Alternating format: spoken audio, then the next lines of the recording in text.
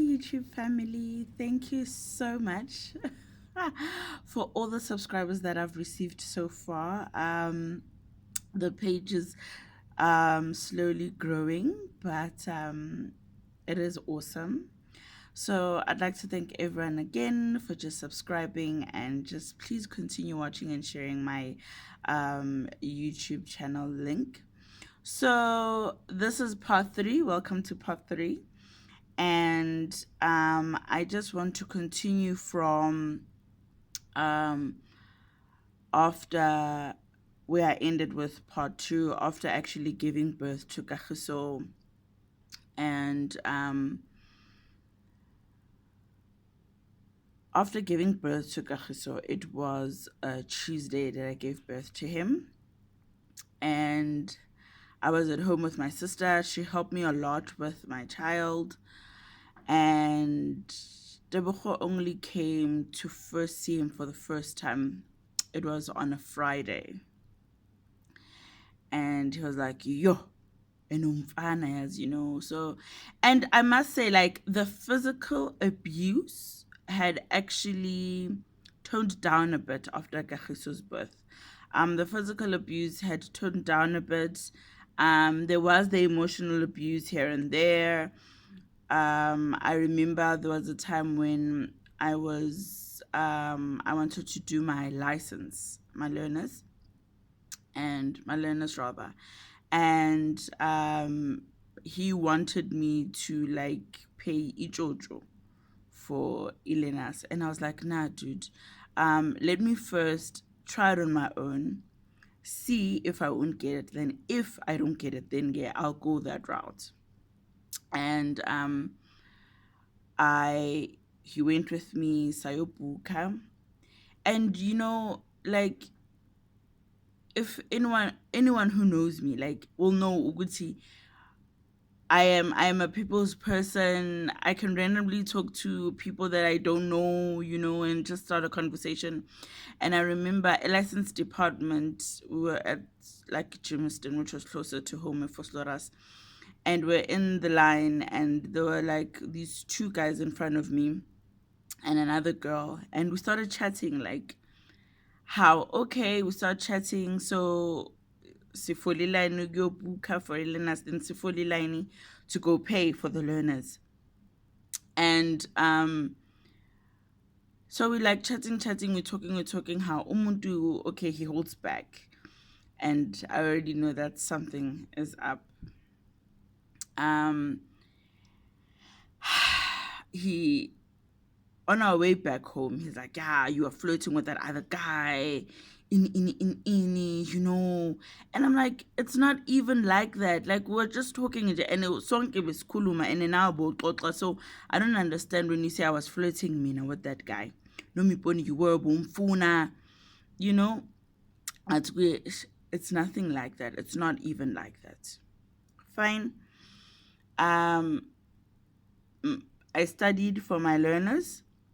The dates where I had to write my learners had come now, and I had left Ugahiso with his mom, with Debo's mom, to look after him while in Yobala. He accompanied me. I remember that day he didn't have any money for Itex Yogbuya, and I said to him, no, ngizokugibelisa. And I remember at Texini, he was telling me, Guti, yeah, we're going back there. Uze Futinje, you must start with that guy. You're gonna get into serious shit. You'll be sorry. And I said to him, like, it's not even like that. And I had to be reserved. Like, I had to like hi and not even pay attention to anyone there. And I remember I wrote, and then we went to the waiting area. With the waiting area, they were like, they're going to firstly call these people, and these people must come out. So they called these people, they called these people, and I wasn't called. I sat there, and they Bapumana, those people, I don't know what was said to these people, how dugu dugu, we see them walking out of the license department. And then he's sitting right next to me and he says to me, oh, upasile. And I'm like, how do you know? He's like, because those people just left, that means they failed. I'm like, oh, okay, I don't know. Can I tell you that every single success that I ever accomplished with him in my life, like I was made to feel bad about. I remember that day he was really, really pissed that I passed it the first time. I didn't have to pay Jojo. Um, I remember I went home, I fetched my son, and I went home to go show my sister, very excited. So because my sister Begasendlini, he opted to stand outside. Fine. And wait for me. So I got in, I told my sister we're happy, celebrations, and maybe I took longer to get out of the house because when I got out, the dude was pissed. Pissed to the core. He was like, yeah, kunining mile. You don't respect me. Anything could have happened to me. I mean, it was broad daylight, guys. I don't understand what could have happened to a grown ass man in broad daylight. Azothi, yeah, kunining mile, kdalang mile, lana, wangumisa. And already now the mood is sour. We didn't even celebrate my accomplishment of getting my learners the first time. And in a lot of things in my life, he would rather delay me in getting them because he just saw the power that I had. And I didn't see it in myself then, you know? I think he saw of how much of a driven person that I am and how much of a pusher I am that scared him. And him abusing me was his way of just suppressing me, you know? And I never noticed that. Well, here and there I did because immediately after that, my sister was like, okay, now go again now and go look for a driving school so that they can teach you how to drive and then you can get your license. Can I tell you that he put so much doubt in my mind saying, no, they're scams, they're going to scam me, rather this, rather that, you know. And I believed him and I actually even delayed in me getting my license. And I remember like it went on and on. I didn't go to school the following year because my sister didn't have any money to take me to school. So I sat at home and I actually raised my son. Um, I remember my sister would like go buy Kagiso clothes, a world where F&B is close to Phelan's. And I remember that day, like my sister would spoil Kagiso a lot, buy him a Malacosta, get t-shirts and stuff like that. And I remember that I'm saying like Ila Costa a white and Utebucho loved Ila Costa a white. And I'm happy and I'm like, oh, look at this, you know, my sister is so amazing. Look at this. What did she buy? Can I tell you that this guy got upset that, you know, when how can nithengele uKagiso umntwana ilacoste efana neyami? Why? Oh, you don't work? You don't support this child? Just appreciate what is being done for us, for this child. Like, why must you find conflict and want to fight about every single thing, even petty things? I mean, why would you be upset about something like that? So hence, like the physical abuse actually was on a decrease rather, but more of the emotional abuse that was going on. Also sexual abuse, like especially after Kagiso, I went to go like prevent.